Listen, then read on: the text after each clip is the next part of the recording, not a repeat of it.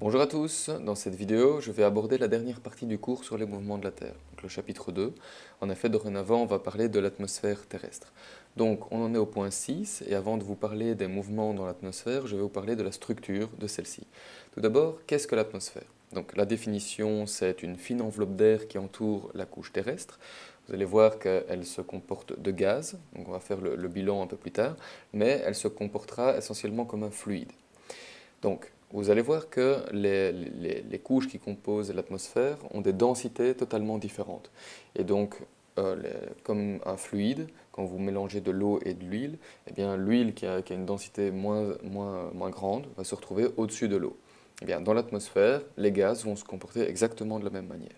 Si on fait un zoom sur l'atmosphère terrestre, vous voyez déjà que les couleurs ne sont pas identiques. Et donc, on peut voir qu'il y a différents gaz qui s'étagent comme ça, qui forment des couches. Donc plus on monte dans l'atmosphère. C'est ce qu'on appelle une stratification, donc ça forme des strates ou des couches. Alors, ces stratifications en fait portent un nom à chaque fois, et vous allez voir qu'en fait c'est fonction de la température qu'on va rencontrer dans ces différentes couches. Alors sur le graphique, vous avez à gauche donc l'altitude qui est exprimée en kilomètres. Donc sur notre graphique, ça va de 0 à 120. Et sur la droite, vous avez la pression qui est exprimée en hectopascal. Et donc plus vous voyez bien que plus vous avez une altitude élevée, moins vous avez de pression, parce que la pression, c'est la colonne d'air qui est présente au-dessus de votre tête. Donc vous avez moins de pression si vous êtes au sommet de l'Everest que si vous étiez au niveau de la mer. En X, vous avez la température. Voilà. Donc vous voyez que la température dans l'atmosphère n'est pas linéaire, elle zigzague comme ça dans l'atmosphère. Et donc si on part d'environ 20 degrés à la surface du sol, on atteint moins 55, moins 56 degrés à 10 km d'altitude. Ça sera plus ou moins constant jusqu'à 20 km d'altitude. Et puis vous voyez qu'en fait la température va commencer à réaugmenter progressivement jusqu'à voilà, donc un petit seuil moins 5, voire 0 degré. Donc à 50 km d'altitude, la température est de nouveau aux alentours de 0 degré. Vous voyez qu'en fait la température ensuite chute à moins 90 pour remonter après jusqu'à plus de 500 voire 800 degrés. Donc en fait on va se baser sur la température pour identifier différentes couches dans l'atmosphère. La première c'est ce qu'on appelle la troposphère et qui est limitée par le dessus par ce qu'on appelle la tropopause. Donc le préfixe pause signifie simplement la limite. Donc c'est la limite supérieure de la troposphère, tropopause. Alors, le sommet de la tropopause est donc à moins 56 degrés.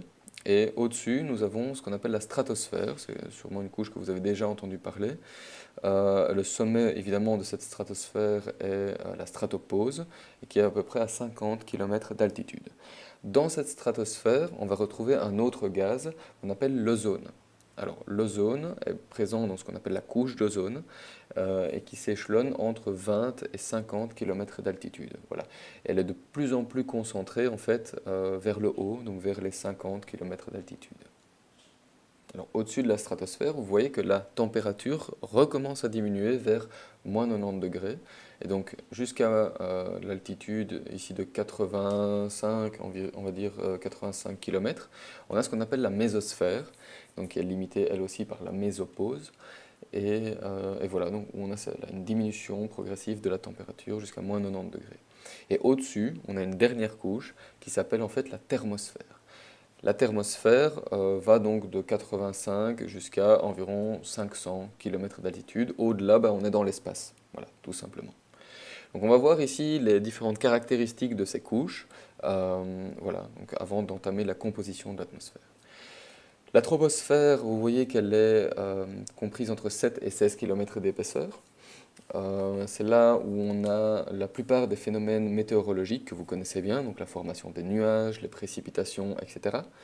Dans cette troposphère, on voit que la température diminue de 1 degré par 100 mètres, donc c'est en air sec, mais voilà, c'est un gradient qu'on observe, on perd 1 degré tous les 100 mètres. Donc vous montez de 1 km en altitude, vous perdez 10 degrés. La surface du sol réchauffe cette partie de l'atmosphère. Ça, on aura l'occasion de voir ça dans la prochaine vidéo. Alors, vous voyez qu'ici, les cumulonimbus, qui sont les plus grands nuages, font à peu près donc 12 km d'épaisseur, ce qui est une moyenne. Donc ça, je vous propose de retenir une moyenne d'environ 12 km d'épaisseur. Dans la stratosphère, donc la couche supérieure, celle-ci se situe entre 10 et 50 km d'altitude. C'est là où, comme je vous l'ai dit, la couche d'ozone, donc, qui est composée de O3, donc c'est de l'ozone, est présente. Et c'est cette couche d'ozone qui va absorber les UV pour rendre la Terre vivable.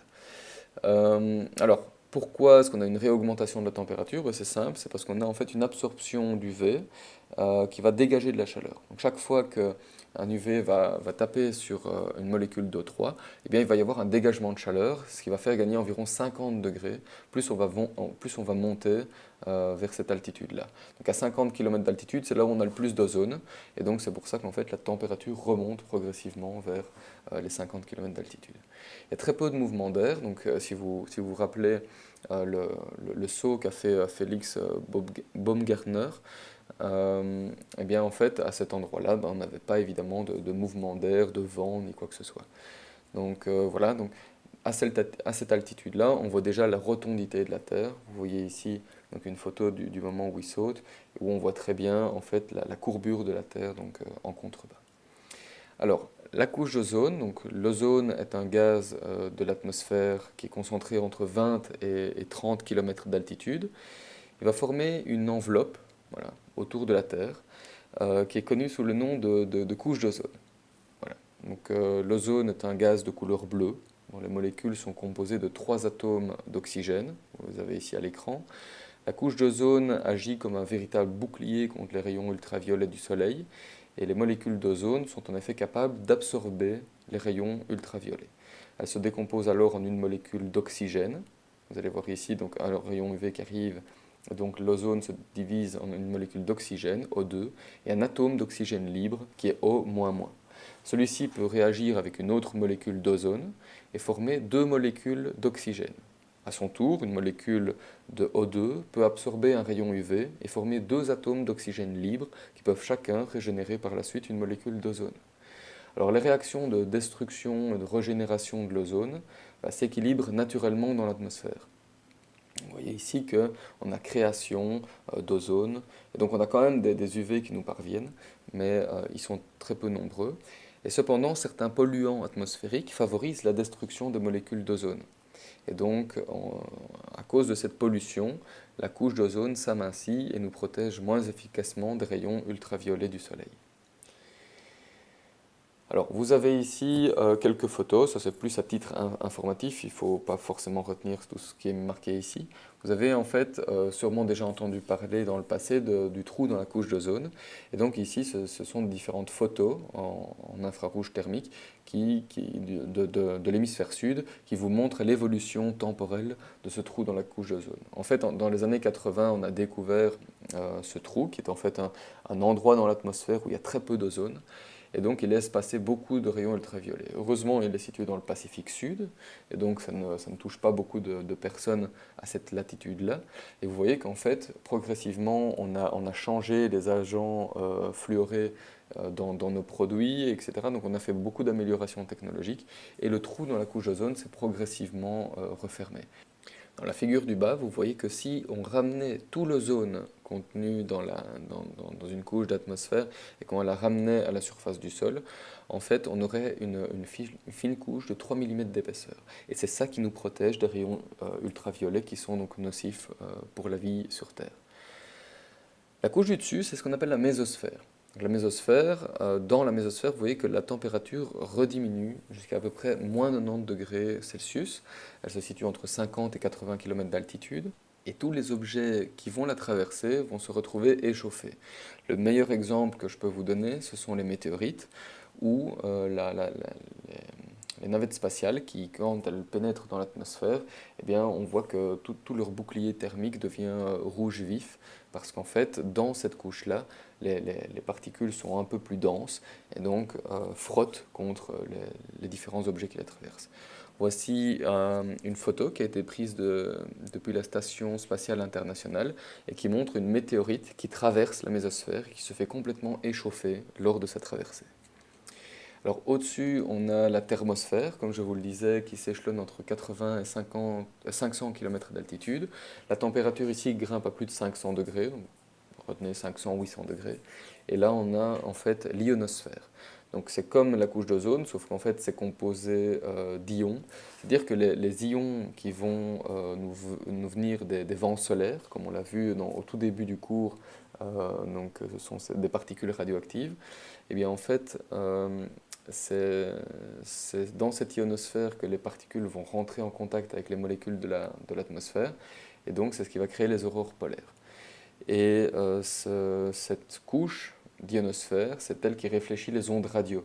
Et donc comme ça, on peut faire de la transmission d'émissions radio de l'autre côté du globe, parce qu'en fait, on projette les ondes sur cette ionosphère, elles rebondissent et on peut donc transmettre la radio de plus en plus loin.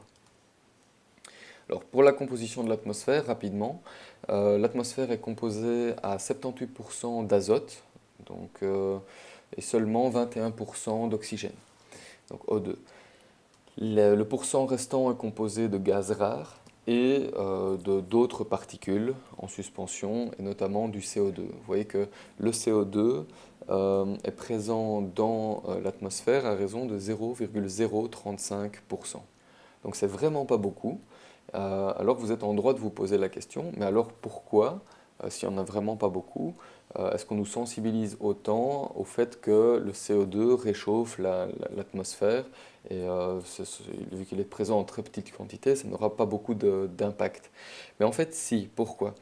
Parce que si on regarde le bilan énergétique de l'atmosphère, on voit donc ici dans ce graphique que 100% de l'énergie solaire qui nous arrive se divise en 25% qui va arriver directement sur la surface terrestre, 35% qui va interagir avec les astérisques ici, les particules solides, et 40% qui va interagir avec les nuages, donc des particules liquides, donc la vapeur d'eau.